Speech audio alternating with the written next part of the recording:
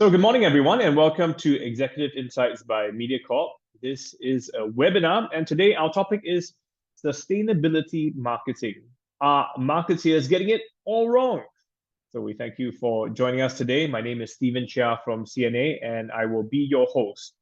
Today's session is organized in collaboration with the Association of Advertising and Marketing Singapore, where our speakers will delve into the opportunities and pitfalls in sustainability marketing and also share effective marketing practices for you to engage your own audiences authentically.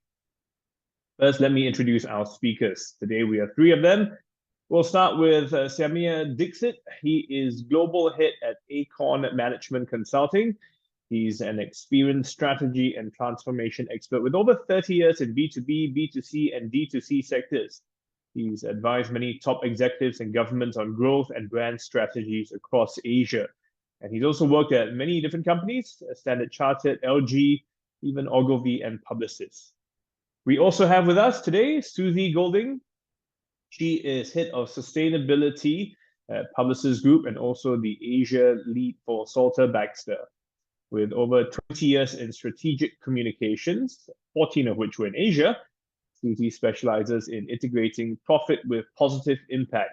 And her current focus is on sustainability, ESG, and social impact, working with many major brands like Unilever and Epson.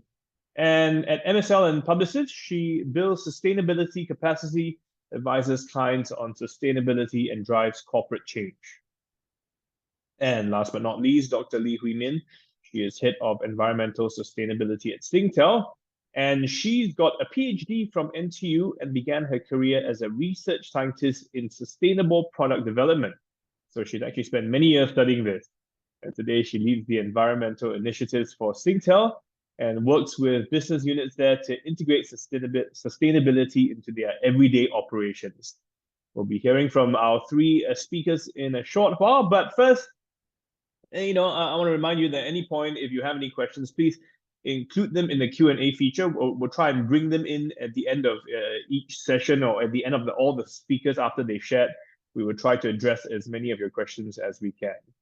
And before we start with Samir, I'm going to do a quick poll. I want to get a sense of how many of you actually are with companies who have already embarked on sustainability and have it in your own day-to-day operations. So help me answer this question. Does your company have a chief sustainability officer or a team responsible for sustainability? So let us know yes, no, or you're in the midst of planning for it. I'll just give you about 30 seconds if you can all just take part in that. Let me see. I know at Mediacorp, we do have a whole team looking into this.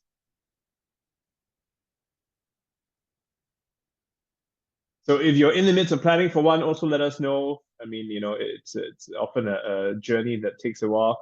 So does your company have a chief sustainability officer? Yes, no, or we're on our way there. And just another 10 seconds. Okay, there you go. Yes, 49% of you do. No, 48%. Wow, it's a really close fight. And the other 3% say they're on the way there. Okay, so that's a pretty good gauge. We'll just do one more. We have one more poll question for you. And this time the question is sustainability part of your brand ethos or messaging? So when you are out there telling your story about your company, do you mention sustainability? Is it part of the brand? Is it part of your brand? Yes, no, or maybe you're thinking we want to, but you're not quite sure how to start. So let us know. I'll give you 30 seconds as well.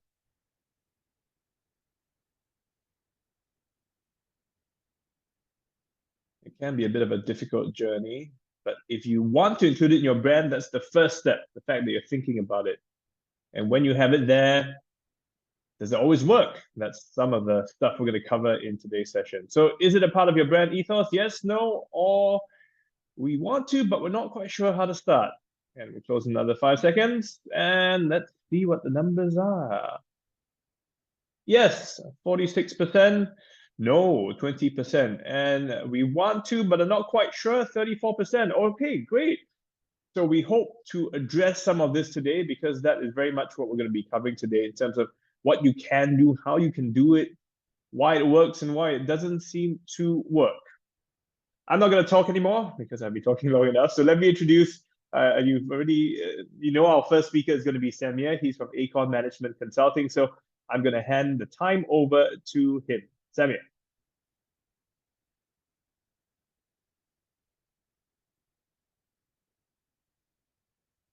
And you're just going to unmute yourself, and then we're good to go. Can you all hear me? Great. All right. Thanks, Stephen. And thanks to Mediacorp and AAMS. What a wonderful topic you guys have chosen, and really, really exciting to talk about this today. And my fellow panelists will hopefully tell you a lot more than what I'm going to share today. Most organizations have a sustainability agenda, as we've seen in the voting as well. Is it being marketed correctly? Is it being managed properly from a marketing department point of view, or is it someone at the board level or sustainability team that's sort of managing it without the right people getting involved? I think some of those questions we will touch upon here today. So we're not saying it's not being marketed. I think the key challenge that we are trying to address here is it being marketed correctly in the right manner, or are some of the ingredients missing that could be looked at and make it better? I'm not sure if I'm controlling the slides. I will try. All right, I am. So that's sustainability. Just a quick definition is about arresting the depletion of resources and avoiding excessive use of it, therefore driving an ecological balance. So that's in a nutshell. We all know marketing. I think we all market here, so I'm not going to sort of drill deep into it. But here's what it all means for us.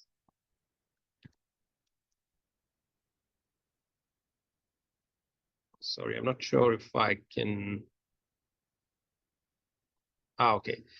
So sustainability marketing, it's really the pillars of that are in governance, in strategy and risk, and managing it properly, and KPIs and metrics, etc. So the whole lot more than what meets the eye on the surface of it from a end user point of view. And that's where I think marketing plays a very, very big role, is what I believe.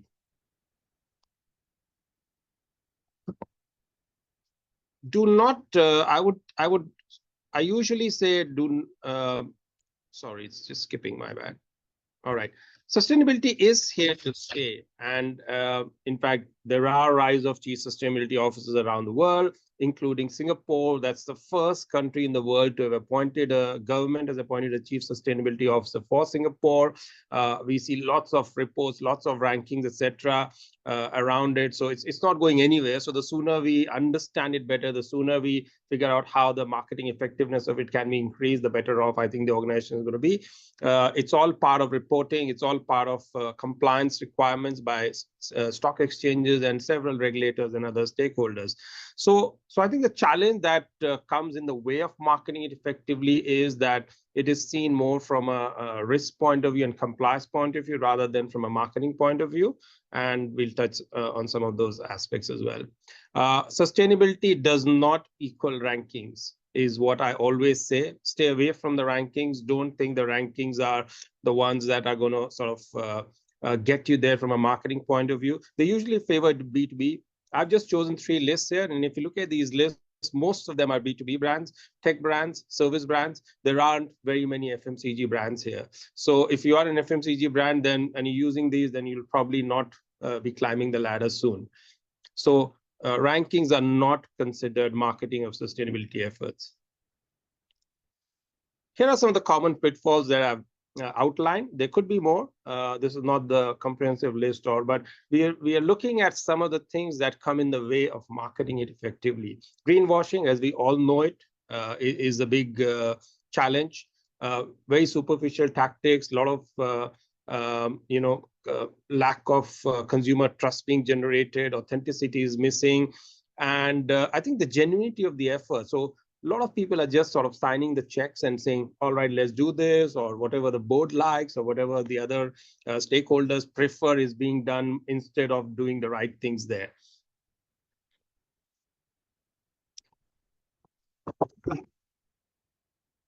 Gap in consumer education. And again, we all know what we know. So it's up to the marketeers how they want to shift that focus, how they want to shift the needle in terms of where some of the focus should lie, or what is it that we are looking for in this, or how should we evaluating you when you talk about sustainability. And I think that's an area that's needs to be a lot more dialed up from a marketing point of view. You see campaigns that talk about we're doing this, but how does it impact you, or what is the end result, or where are we headed with this? I think some of those things, the transparency, etc., is also missing there. Insights is again a big area of driving sustainability as we look at it. If you ignore the consumer insights, then you're not going to be really doing much with it. You'll always miss your target. Don't be always aligned with third-party sponsorship initiatives or someone's external agenda. Make sure that you are aligned to it and your consumers are aligned to it, more importantly, and participate in those things. And that's what we most of the times see not happening. Rather than happening is where people are just sponsoring lots of things that is available as a tick box or compliance measure or risk mitigation measure without any linkage to the consumer insight. And the last and most important is failure to measure, not from measurement from all right, it's going in an annual report, we've done these 22 things and make a laundry list of it, but look at the measure on your customers, look at the measure on your sales performance, look at the measure on your marketing efforts. How does all that, if you can isolate the sustainability efforts onto your sales and revenue and profits, I think that's really what I'm talking about when I talk about measures.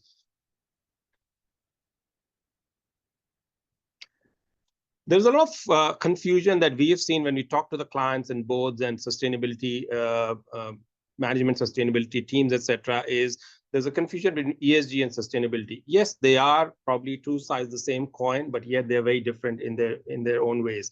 Sustainability is all about reporting, marketing. Sorry, ESG is more about reporting. A fundamental concept that you need to understand, that when you're talking about ESG, it's a lot of activities more from a regulator point of view. Sustainability is more from the consumer's point of view. So just if you can draw that line in your mind and say, I'm going to focus on this side if I'm marketing and not on the ESG reporting side, I think a lot of those challenges will solve by itself. It's a concept of broader focus, incorporating a lot of scientific inputs. Overall, sustainability marketing has, as I've said, been a little bit misunderstood or less understood, and businesses also find it hard to quantify. Just as marketing expenditure is very hard to quantify, the boards always look at it as an expense and not as a return or not as a contribution to their share price. So is the marketing effort of sustainability again, because anywhere where you're spending money, people say, hey, you're just spending, you're not getting us anything in return. So the business are finding hard to quantify. ESG reporting on the other side is more business, more focus. People can see it in the annual report. Stakeholders feel happy. So that's why that's more of a focus. But if you can, again, I'm saying if you can draw that line to say reporting versus marketing, then a lot of things will fall in place naturally. There is a forgotten piece in the middle of this jigsaw, and I just thought it'll be worthwhile to sort of touch upon that, which is between ESG and sustainability. I want you to just remember these few things. ESG is quantitative, lots of lists, activities that you're doing, how you're doing, where you're doing, etc., and more about reporting, as I said earlier. And sustainability is more about marketing. So this is both qualitative and quantitative. And I think the qualitative element of sustainability is where marketing comes in. This is more externally regulated. This is both self and externally regulated. So again, there is a clear difference of there is something that you are also doing and being part of it, whereas here it's more externally. You're just doing what you're being asked to do or what you're being told to do. This is more directly related to the business valuation. Those of you who understand valuation, it basically says, you're worth $100 billion today. With this, some of these efforts, you'll remain 100, you'll not go down, or you'll become 110. This is also related to business valuation, but in a different way. This is more contributing the intangible, your brand. And I was very happy with that survey question when Stephen asked, how many of you have your brand ethos built into it? And that's where sustainability drives the biggest difference. This is through measurable goals and audits. A lot of you, even your accounting auditors get involved in some of this. This is more a combination of CSR and ESG. And I think the missing piece that I'm talking about is the CSR in the middle, which used to be there historically. That's how it all started. And then when the buzzword around sustainability and ESG started, I think we sort of dropped that ball in the middle. So that's the qualitative part of what I'm talking about here, the qualitative and quantitative. That's the qualitative part of it. And that's where marketing focus needs to get dialed up, is on the CSR side, because that's where you see the opportunities. That's where you see the real customer connection. That's where you see the real capturing of ROI and other measures. And this is implemented through corporate culture, values, and brand management. So it encompasses even staff. It encompasses all your stakeholders, not just the regulator, but your partners, your bankers, for example, your investors. So everyone is there, part of it. So that's really, I mean, if you're really focusing on sustainability marketing, do not ignore the ESG element of it, because that's where a lot of things do come about from your marketability point of view.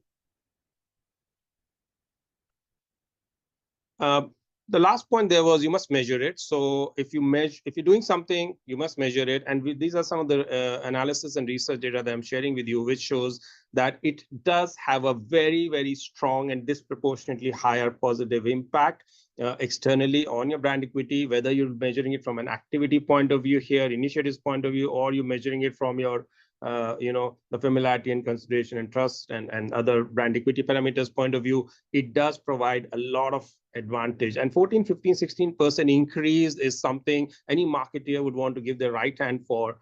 So this is really a very, very important tool in your arsenal that should be used effectively. You must measure it internally also with employees. So it's not just externally. And we've always believed that measuring it internally, if you have to do one or the other, start with internal first, because those are the guys who are sort of more involved. They have the ears to the ground. It's more organization-wide other than just one department sitting there. So it's very important to understand the internal impact of it as well. And here's just a survey, which, again, not getting into the questions of it, is most of it strongly agree with what we are talking about. Is it driving your company's business strategy? Is it generating strong brand equity? Is it increasing your employee engagement? And people either strongly agree or agree. So a very, very important tool internally as well. It does add value. I was talking about the value earlier from the business valuation and brand valuation, and here is an analysis that we did. So this is, let's say, the brand value of certain brands at the beginning of the year, and that's the next year. Almost a $30 billion increase across 20 brands in 4 sectors. And this is the measurability that you can actually take to the board to say, this is what I did for sustainability marketing, or any marketing effort for that matter, whether you're sponsoring something or releasing a campaign or whatever. You can isolate the dollar value impact on the brand of it. Here, the top 5 global brands have almost $17 billion worth of impact, positive impact, and incremental impact on the value, which is what goes to the shareholder. So again, there is a very strong link with the management, other than just saying, hey, I'm doing something that I may not be able to explain to you what I got back in return. Then comes the question of, yes, you're doing lots of things, but do you uniquely own them? Or are people out there saying that, yes, I know this is done by A and not by B? Very hard. This is just, again, some research analysis that I'm sharing. This is post-COVID. A lot of people believe that the more colors and the more boxes that you see means that that activity is not associated with one brand, but with multiple brands. Now, here's the big problem. All these activities are carried out by one brand, single-handedly. And they're the owner of the initiative. They're the ones who are actually promoting it. Nobody else is promoting it. But because the nature of the activity and the uniqueness of the activity and the target audience engagement is left in a vague manner, that people are not necessarily pinning it to one organization. So here is an initiative that's only owned 35% by the organization that's actually spending all the money and doing it, whereas 39% people believe it's another brand and 18% believe it's another brand, and so on. So when you do something, you need to make sure that you own it. Otherwise, the impact and the benefit will go to somebody else.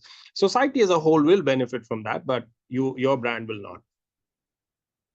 So key challenges when you come to decision making of which activities should I be looking at and promoting. And again, here is a interesting analysis that we did recently to say, A lot of companies which are more regional have a regional agenda or a global agenda. There's no one size that fits all. So be very careful about when you're marketing or when you're going about creating your strategy to it. What is it that is linking to your audience? What is it that linking to your geography? What is it that linking to the local context? So this is Vietnam and Australia, 2 countries. Now here, Vietnam focus from a local context need is they want to focus on community development, poverty elevation, basic infrastructure improvement, whereas the local context in Australia is completely different. It's about driving innovation. It's about driving growth, economic growth. If you look at the regulatory side, because they also keep coming up with their requirements. In Vietnam, it's more about cleaner production, etc. In Australia, it's more about waste management.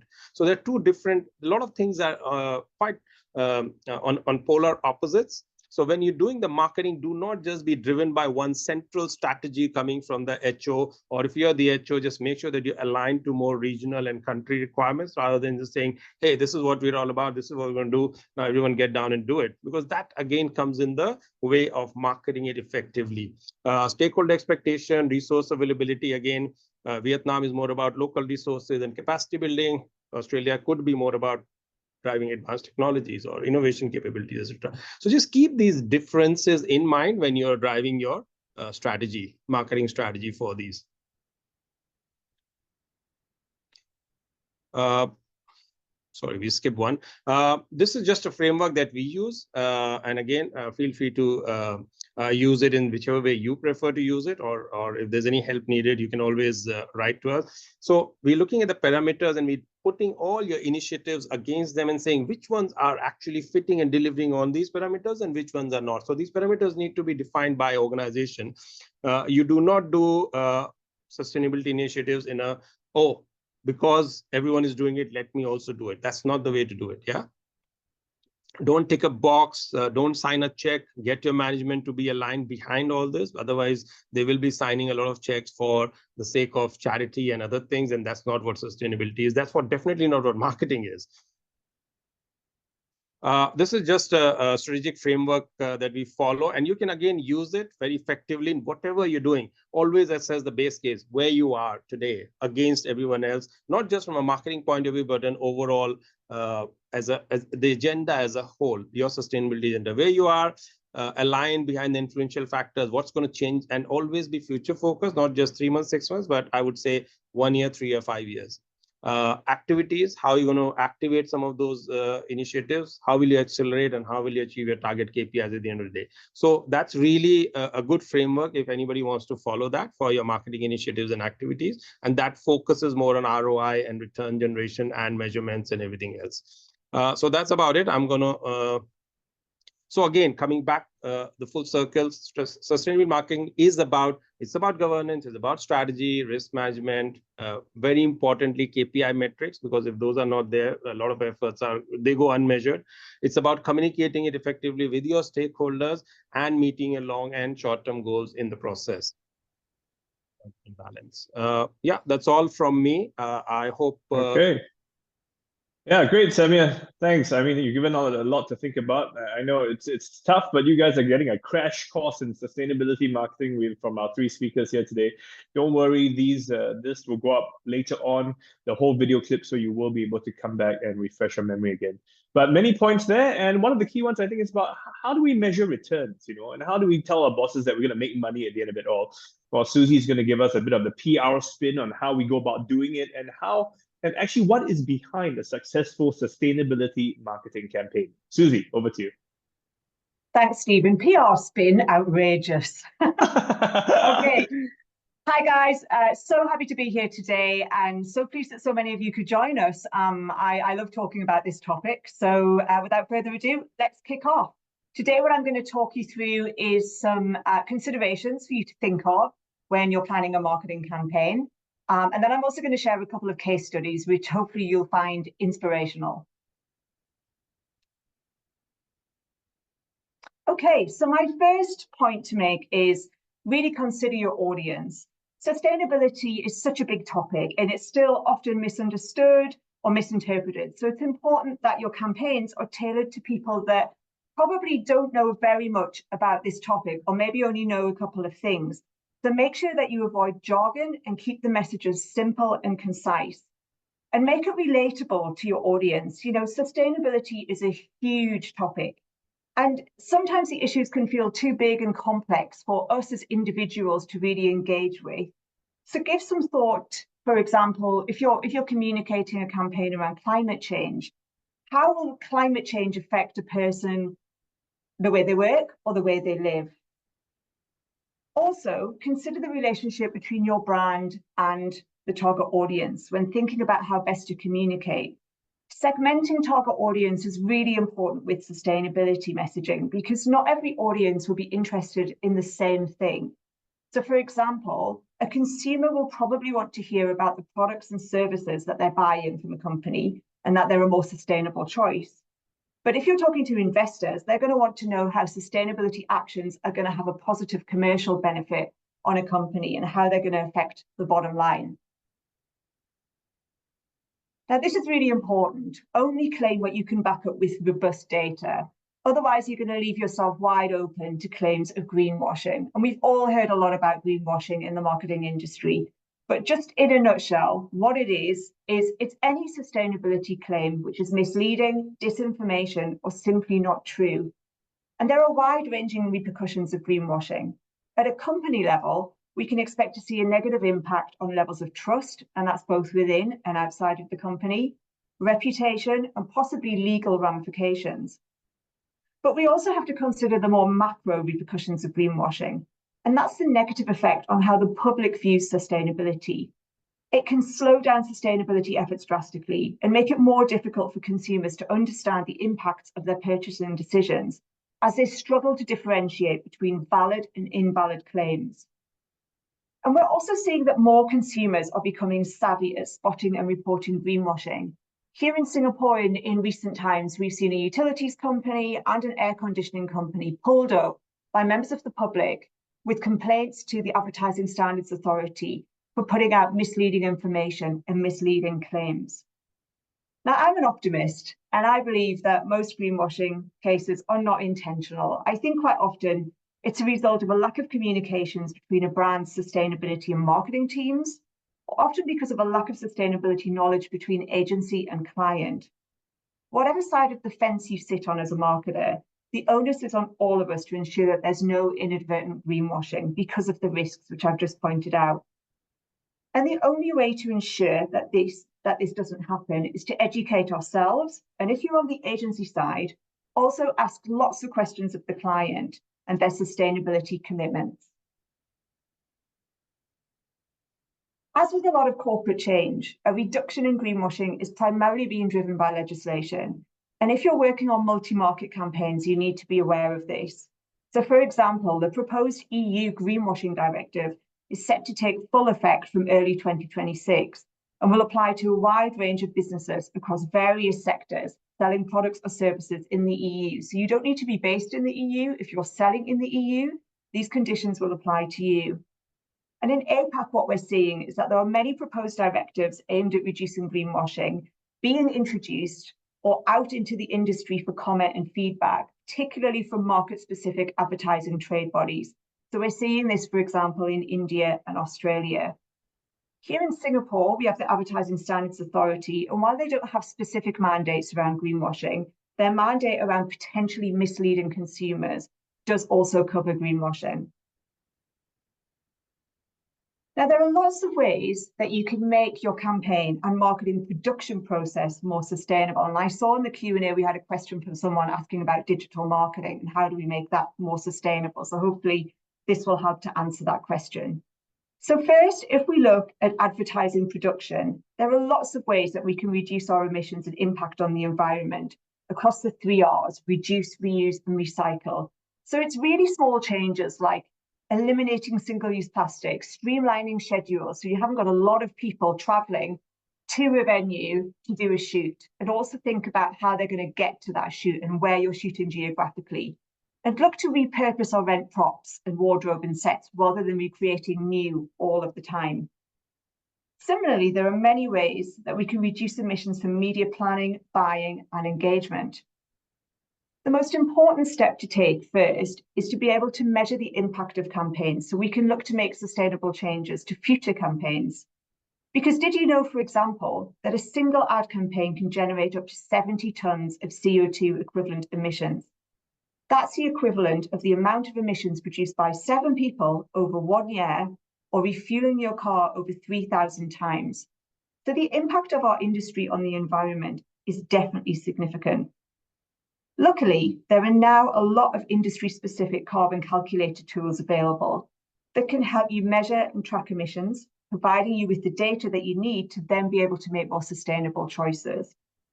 So here at Publicis Group, we've developed a tool called Alice, which is available free of charge to all of our clients. But there are also other tools in the market like Scope 3 and Add Green. So if you haven't heard of these guys, do check them out, easily found through a Google search, and see if they might be useful for you. Managing the content we produce can also play an important role in helping us to develop more sustainable campaigns.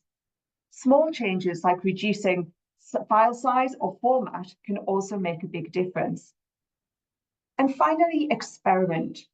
So for example, by optimizing to look beyond what viewability and reach can offer, you can prioritize attention time for a more definitive view on who actually saw an ad.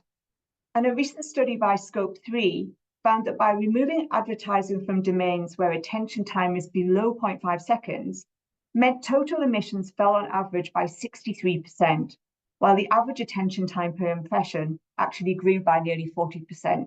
So there are now a lot of tools and help and support out there to help you make sure that not only is your actual campaign and the messaging and the story and the narrative that you're putting out in the world is transparent and honest, but also the way that you're producing that campaign and executing that campaign is also sustainable. So do check out those options. So my case studies. So the first one I'm going to share with you is from Fujitsu. And in a unique collaboration that bridges technology with culinary art, Creative Shop RGA teamed up with Fujitsu to introduce a project that's really enlightening, but also done in a very unconventional way. Dubbed Carbon Cakes, this campaign looks to cast a spotlight on exactly that, our carbon footprints and the imperative of looking after our planet, in a manner that's both visceral and thought-provoking. How did they do this? Through everyone, particularly here in Singapore's favourite medium, food. Combining its proprietary social digital twin technology, which collects and simulates environmental data to demonstrate the impact of pollution on the environment, with the culinary expertise of a Japanese pastry chef, Fujitsu and RGA have created a series of cakes designed to prompt audience to consider the often neglected issue of air pollution. It's a really nice way of visualizing what can be often a difficult topic. So let me just show you this video.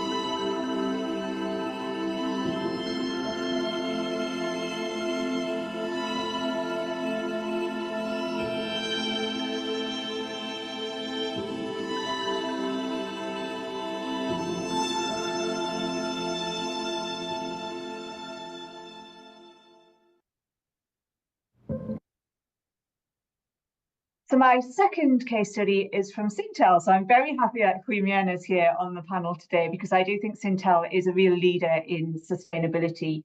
And this particular campaign that I want to share with you is turning hoarders into do-gooders. Now, hesitant to part with their old devices, as most of us are, Singaporeans usually end up hoarding them, either due to data security concerns or as backups. I know that sometimes when we clear out our drawers at home, I find several phones that I'd actually forgotten I had. So I love this campaign. These old and unused devices are lying around with no purpose when they could be recycled and refurbished to support vulnerable communities who have no access to digital devices. So this Singtel campaign, developed by Leo Burnett Singapore, aimed to turn hoarders into do-gooders by demystifying the concept of device circularity, which is something that's really important to Singtel, as Mien will talk about later, and educating Singaporeans on how a small act of donating an old device can have a positive impact on someone else's life.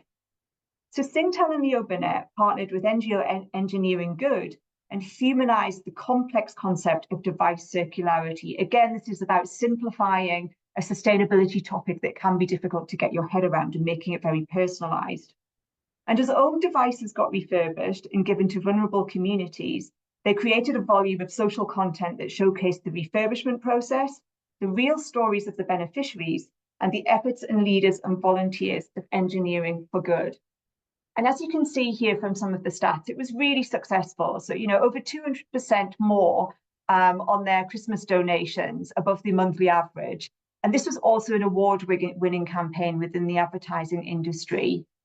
So I hope this and the Fujitsu campaign and everything that I've shared with you today is helpful, practical, but also inspiring for when hopefully you work on a marketing campaign that is shining a light on sustainability. Thank you.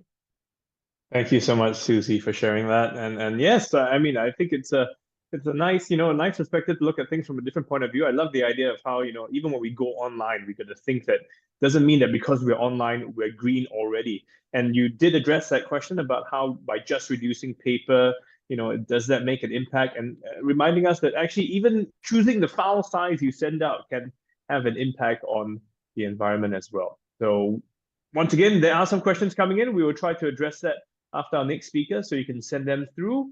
But right now, it's time for us to hand the time over to Mien to talk a bit more about what Singtel is doing and how they're on that journey to sustainability as well. Mien, over to you. Hi, thank you, Stephen. Hi, morning, everyone. So happy to be here to share about some of the initiatives that Singtel has done.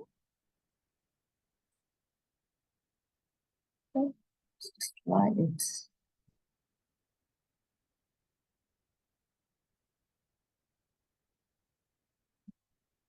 Okay, so I think Samir has talked a little bit about the difference between sustainability and ESG. Having been in sustainability for a long time, I really think there's really a lot of buzzword around, right?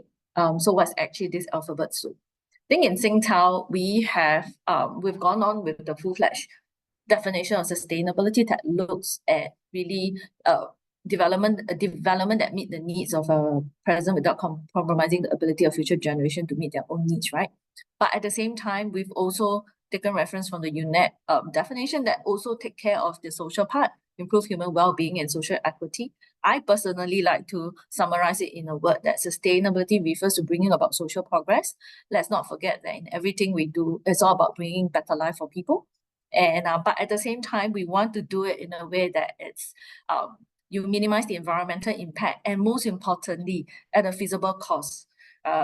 Example, when solar panel was actually being invented by NASA in the 60s and 70s, but back then the technology was too exorbitant. It's not only in the recent decade that we see solar panel really getting mass market. So when we look at it, it's really that sweet spot where the star is. It's sustainability. And then so what's ESG if we have a definition for sustainability? In Singtel, we said sustainability is the what, what are we actually doing? And really for ESG, it is a framework or a matrix for us to measure the sustainability of a company. I guess it's back to what Samir has mentioned. It's a little bit more quantitative. And I think one of the questions also mentioned that what about how do you measure? So it's breaking it down simpler for people in the various departments to understand what driving sustainability means to them in their department. We've integrated sustainability as part of our company strategy. If you are aware of the ST28, which is our new launch group strategy, you see that sustainability has been embedded as part of our strategy. And more importantly, we've also had developed our own Singtel Group sustainability strategy that looks at 4 different pillars. Climate change and the environment, people and future of work. It's really important for talent and managing our employees as well. Community impact, very much also to the topic of today, and our sustainable value creation in terms of how we engage our value chain, all in the name of really looking at our purpose of empower every generation in whatever we do. So today, I'm only going to focus on climate change and the environment, and I'll share an example looking at community impact.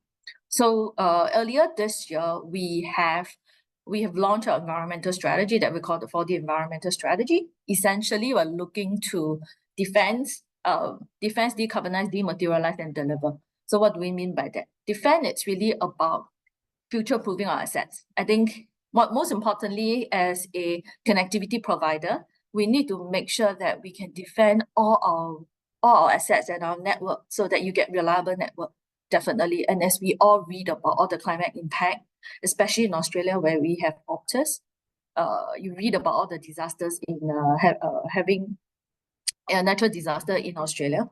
So it's really important for us to look at, as in terms of operation, how do we defend our asset, future-proofing all the different new assets that we're building. At the same time, once we get that done, we need to also decarbonize. I think it is to everybody's advantage if we can look at greening our network that everyone is using.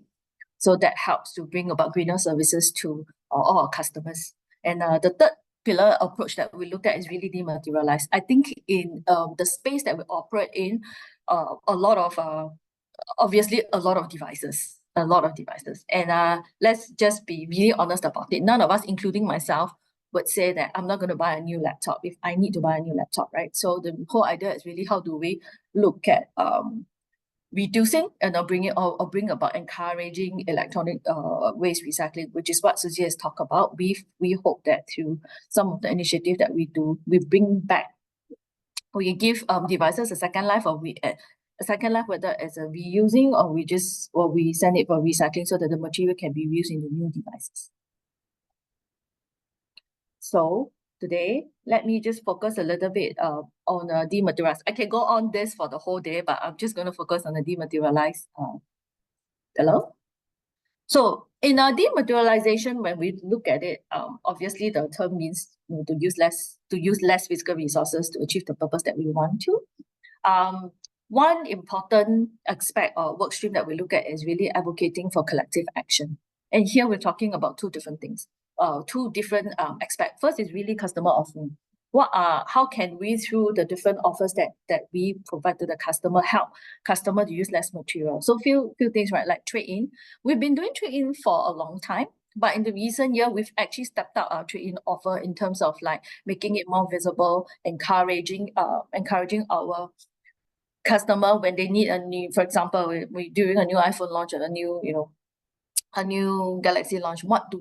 We make sure that we always bring that trade-in offers to our customer in a really visible way, so that makes it easier, and also to nudge people to say that, hey, I know you love a new device, but what about your old one that's still usable? What about trading in? Or if not, you can actually bring it to the engineering, donate it to the engineering good bins that we have. So really, it's about bringing it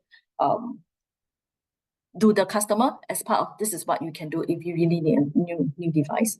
And we've also started eSIM in terms of really activating the eSIMs, and we're progressively rolling out to a lot of it. And of course, as you can see that over the National Day, we've also launched no contract program that you no longer have to buy a new device when you sign a new contract or when you sign up plan with Singtel. So these are really all the different evolutions of product offerings that we're looking.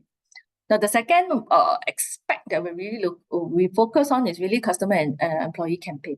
How do we bring about awareness? It's one thing to offer products, but I think we also need to bring about awareness and raise people's awareness about electronic waste recycling. Why is it important to do that? Let's make sure that we don't hoard too much devices at our home. Not to mention that most of us are living in smaller homes these days as well. So yes, two aspects I've mentioned. Electronic waste recycling. We have we run campaigns internally. We run campaigns with our customers as well. The other part that I'm not going to talk about, but I also want to raise is packaging is also the other important dematerialization initiative that we're looking at. So I think at this point, I just want to show you, Suzy talked about the engineering good campaign that Singtel has done, and she talked about the success. This is just to show you what we've done. So even when we launched the campaign, it's actually a year-long campaign. It's not a one-time off initiative over just the Christmas period. But what we do is we have it available. You can go to the 3 or 4 Singtel shop that has the bin and accept it all year round. So from time to time, then we reactivate. Then we run campaigns just to get people. On climate change, experts predict higher sea levels and more heat waves in the coming years. We all need to play our part to solve this global crisis. Chosen one, you are called to follow the path to become an eco-ninja.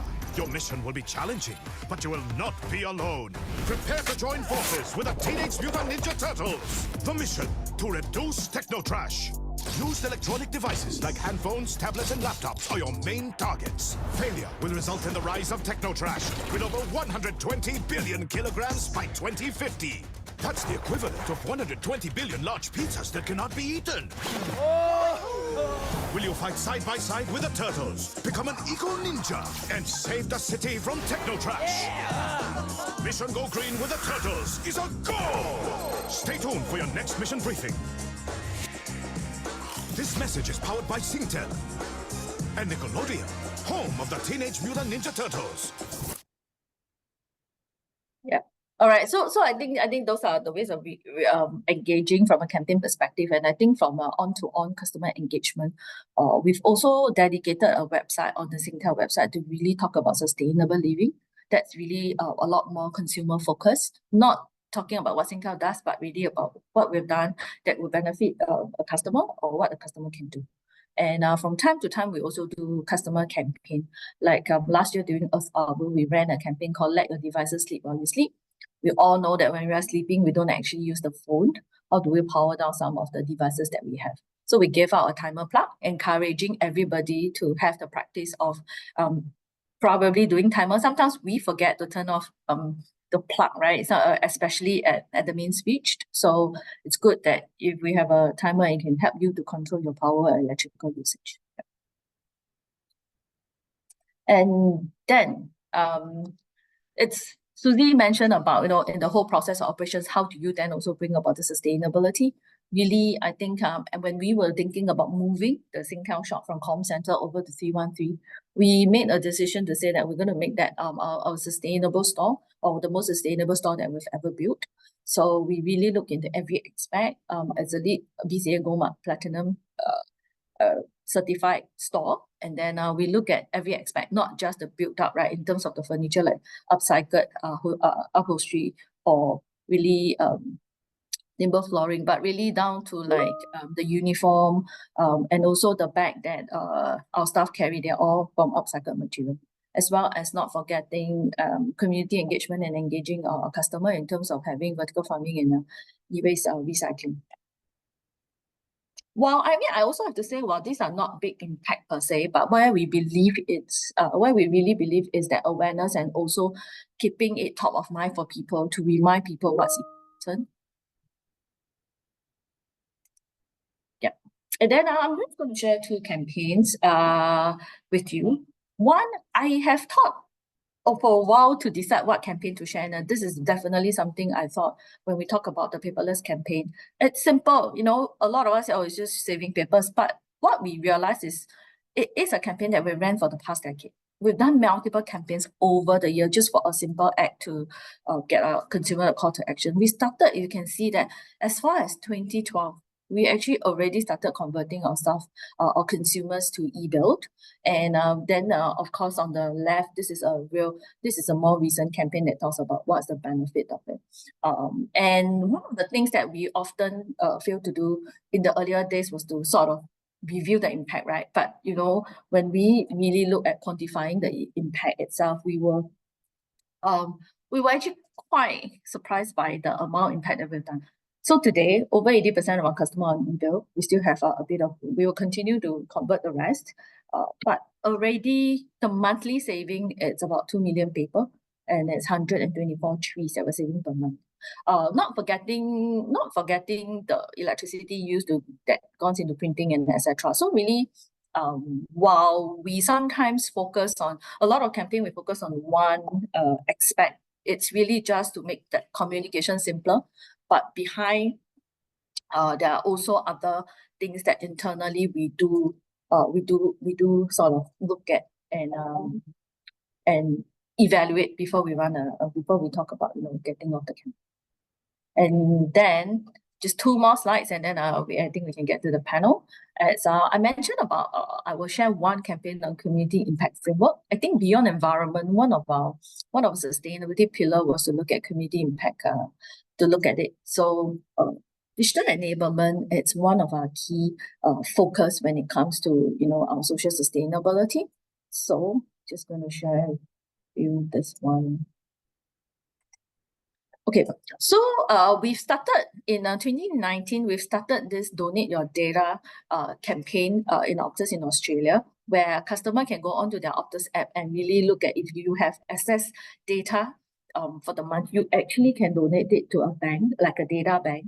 And then from the data bank, we will take that data and work with our 3 partners in Australia to give it to people who need it in Australia to enable to bring about digital enablement for them, like the Smith family who takes care of a vulnerable family, Curry Foundation, which has a bit of First Nation. So what happened, that helps to bring connectivity, people who couldn't afford connectivity to them, so that they're able to access to more information, access to education, even access to job employment opportunity.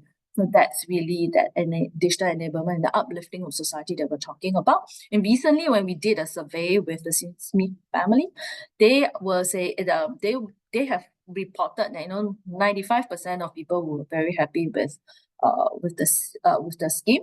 And I think more importantly, they mentioned that 93% the scheme has helped their children with online learning and education.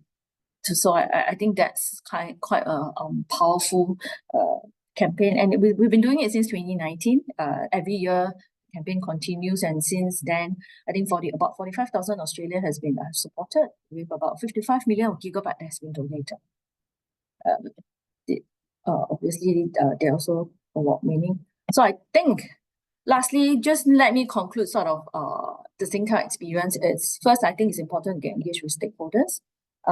Integrate sustainability into your operation, because it's no point talking about you doing this and then people say you've not cleaned up your backyard. Audit or sort of make sure that the proof points and the numbers that are real, are proper, right? This is what Suzy has mentioned. Partner with sustainable brands and NGO. You realize that the Ninja Turtle campaign is not done by Singtel alone, but find partners, like-minded partner who likes to want to go on this journey and then leverage on each other's strengths, so that you bring a bigger collective impact together. And I think definitely 4 key pointers that I would want to leave everyone is it's important to create a sustainability roadmap. It's not one campaign, ad hoc one campaign, I'm going to do this. Understand the process. It's not just about looking at this particular dimension, but understand the whole process. Embrace transparency, integrity, and authenticity to gain trust. Suzy mentioned this as well. And finally, the whole idea is to say that as a brand, we're talking about a purpose ahead of profit. We're not saying that profit's not important. We're just saying that, once you really look through and fulfill and put purpose in front of it, we will do it well, the profit will come. That's what we believe. So I guess with that, thank you very much. All right, thank you, Mien. Thank you to all the speakers. Wow, we've gone through a lot, and actually we've got quite a few questions coming in as well. If you don't mind, you guys, we'll run over by a little bit. We'll just spend the next 5 to 7 minutes to try and answer some of your questions. I think many of them have been answered online already. If you go into the Q&A, our speakers have got in to answer some of them. There is one that's still lying out here, and tech is so much a part of our lives. And in fact, Mien, maybe you can take a crack at this, because as we move towards AI, we're getting more powerful chips. We're having to consume more electricity to run more tech. So in a way, how do we ensure that sustainability is incorporated to all of this? Because we use more tech to go green in a way, but at the same time, by going green, we're using more electricity, which is then, so the whole cycle. Yes, good question. I think that's also one of the constant. I would say this is a really popular topic among the sustainability folks within the technology industry. I think one thing is AI for sustainability, but we always say that let's not forget about sustainability for AI. So it's a constant topic that we keep asking people to talk about. I think there's actually a few ways to look at it at different levels. First of all, it's of course, it's about right sizing, right? Right sizing. So when we talk about when we talk about generative AI, there's actually many kinds of natural language model. So depending on the usage and application, not necessarily you always need to run large language modeling onto using on like maybe a small task. So it's really being able to right size the technology that you pick for the purpose that you want.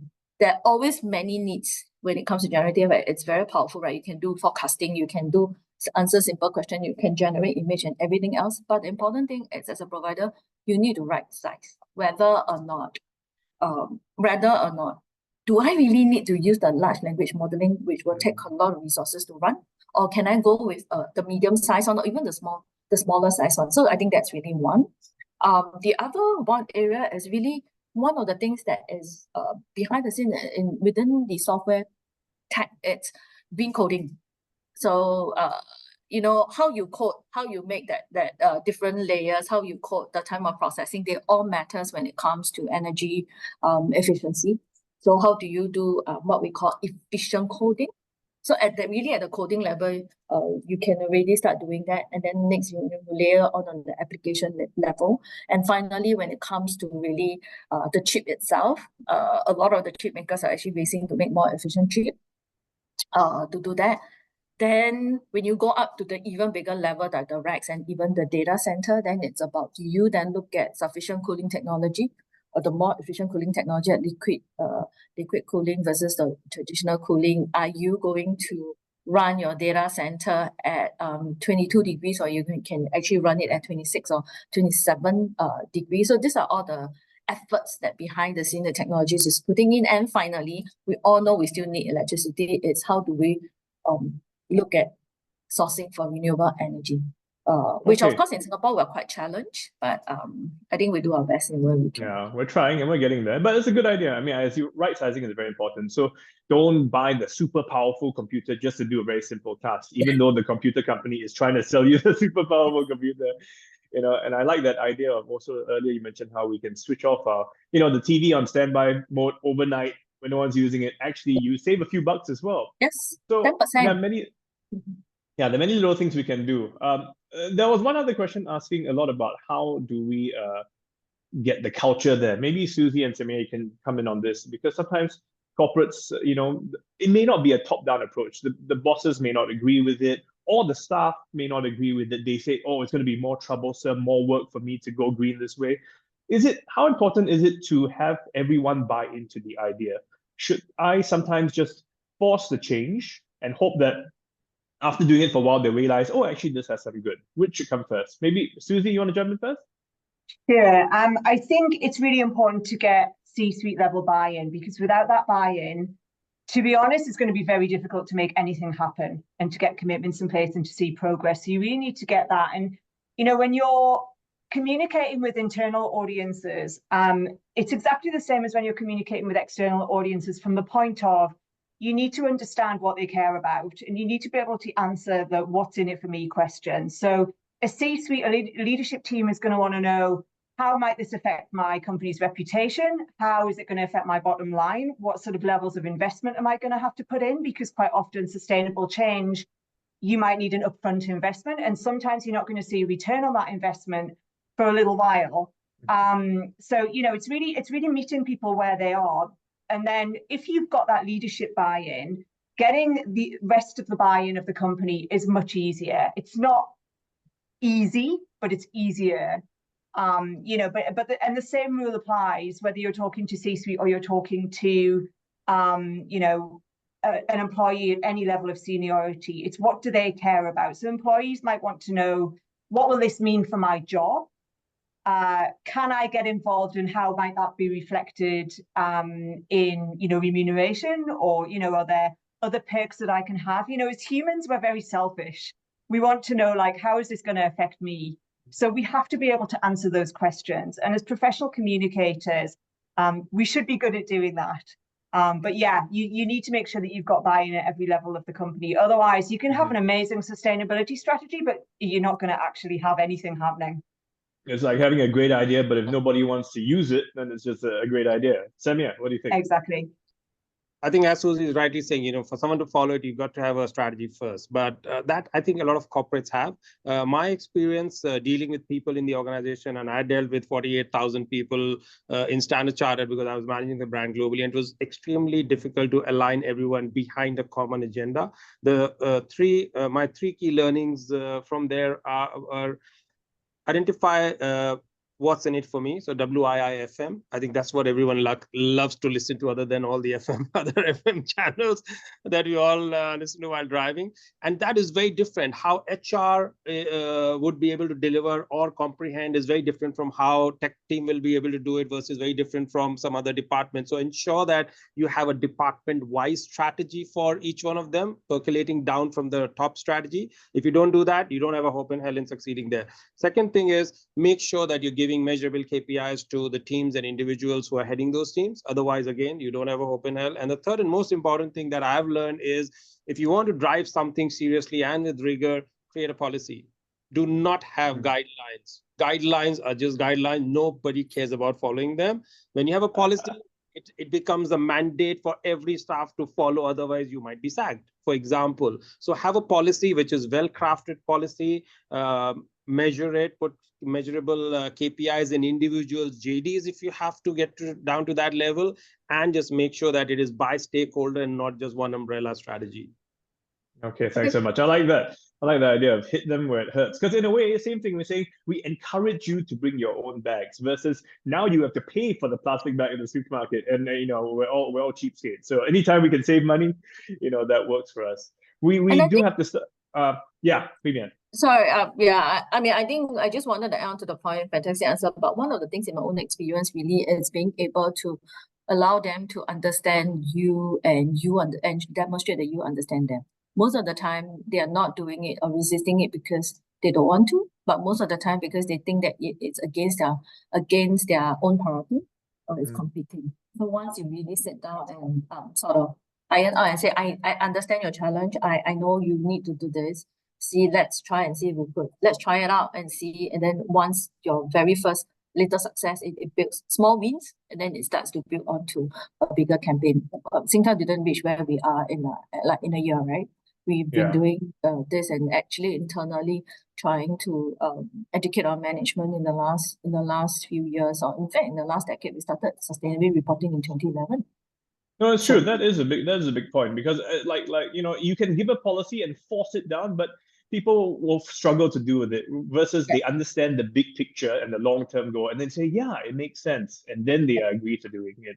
So I have to wrap up the session. I know some people have to leave. We do have some questions online. We will get those answered. And for those of you who have more questions, you can still pop them in. We'll send them to our experts, and they will email the answers, and we'll get it onto you. And for those of you who want to, this will be uploaded later online as well, so you can go back and get a refresher. But otherwise, thank you all so much for coming and joining us. And Samir, a quick one. Just since we're talking about greenwashing, I just remember a beautiful commercial I saw during the Olympics, and it's been running for a while. And it's if you're a category leader, then I think that's extremely relevant. Is look at the commercial from Woolmark, and they have this oil skin ad where they talk about how much oil is used or is for creating these warm clothing, the synthetic clothing that we wear, versus using the natural stuff.